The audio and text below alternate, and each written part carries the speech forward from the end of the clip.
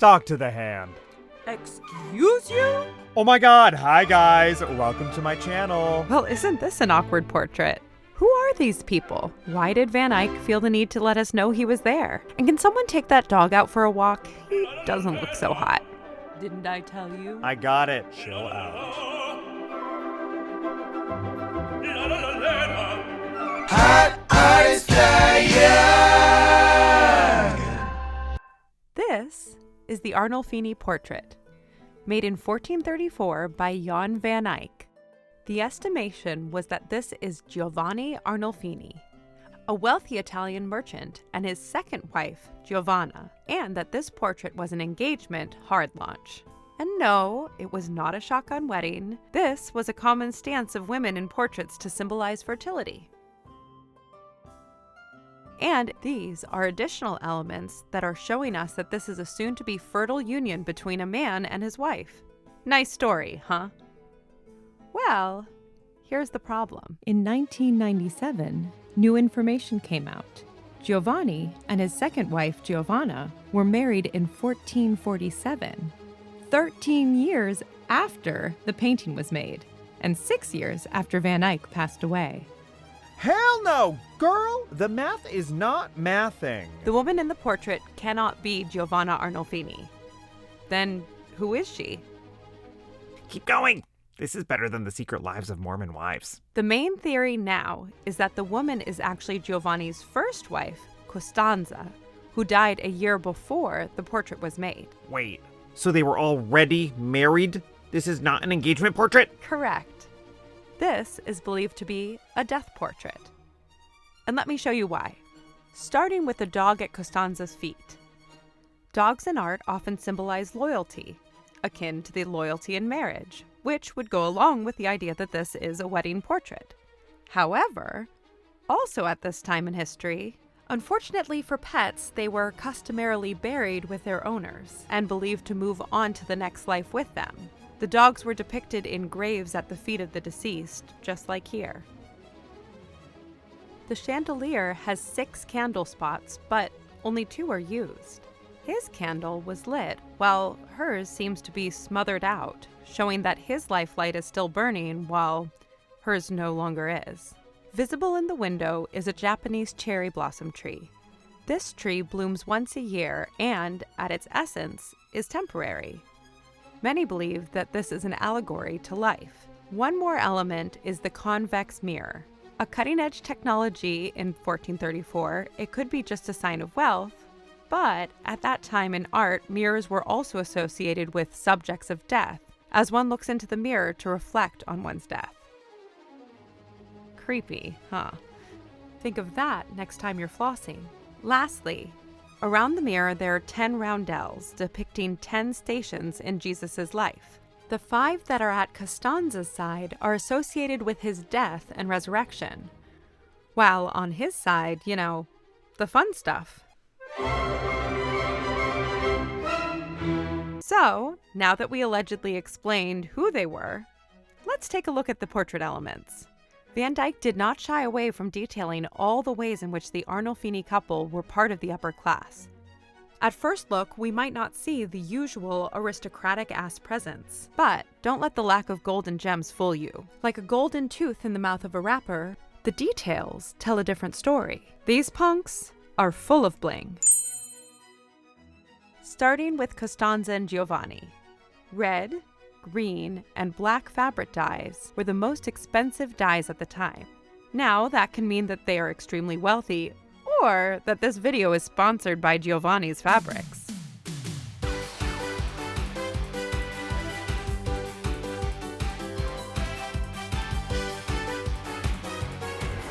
In all seriousness, Giovanni was a successful fabric merchant, so it probably was an element that was important to display as well. Costanza wears a long green dress. This amount of fabric was extremely expensive in the 1400s, and it is also safe to assume the dress's long train requires a servant to carry its weight. Blue, the color of royalty, is conveniently peeking under her gown. The interior of her jacket is lined with expensive fur, never mind the fact that this is a sunny summer day outside. Her dress is lined with miniver, white fur made from the underbelly of squirrels, 2,000 of them to be exact. As customary for married women, her hair was covered. Are those horns under her veil? Kind of, but she's no devil, you see. She was simply following the Venetian fashion trend of braiding her hair into coronets placed at each temple. I know, it's questionable. Questionable. Seriously? Have you ever seen a beehive? Along with an extremely high hairline and shaved eyebrows, this hairstyle was all the rage.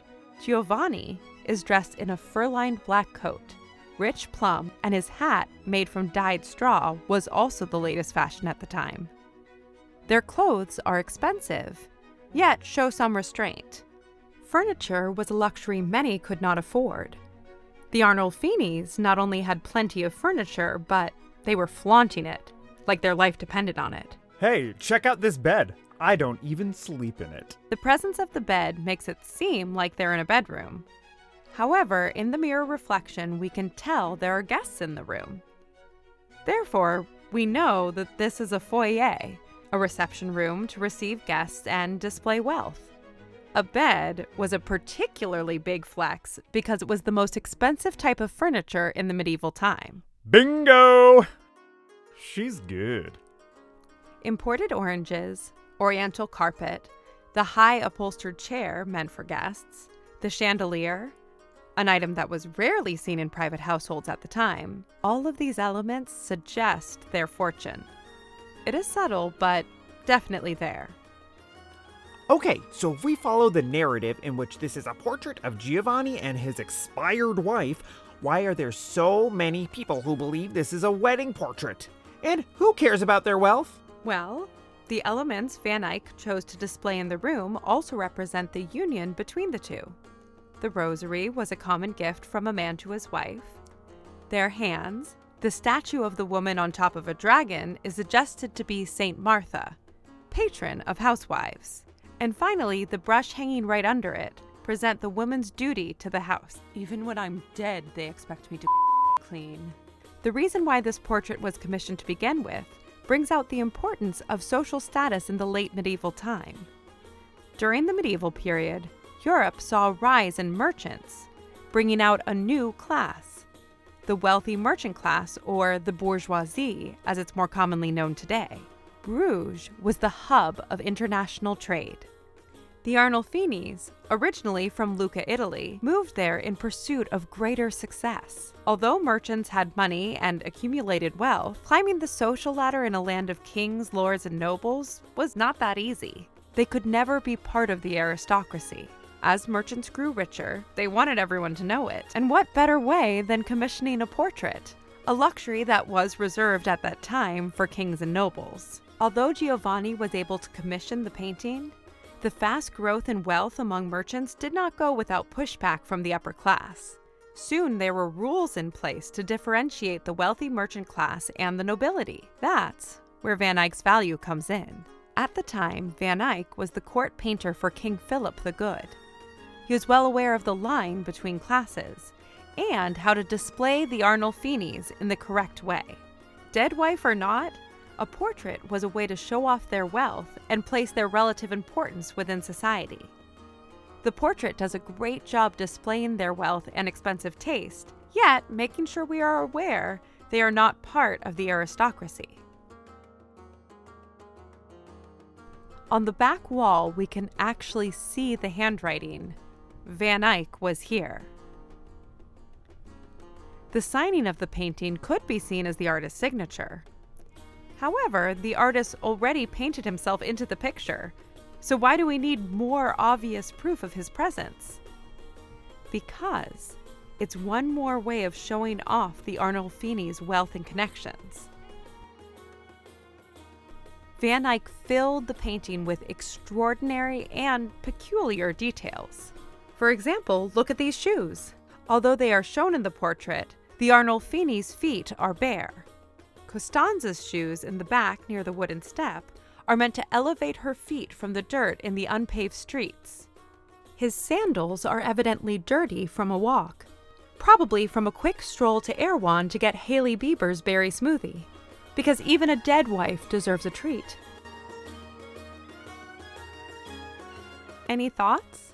Was this painting a loving memorial from a husband for his dead wife, or just a marriage portrait?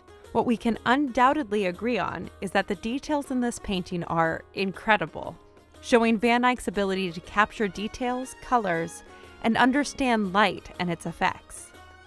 Hope you learned something new. Tell your oversharing neighbor about us, and remember kids, hot artists, Diane.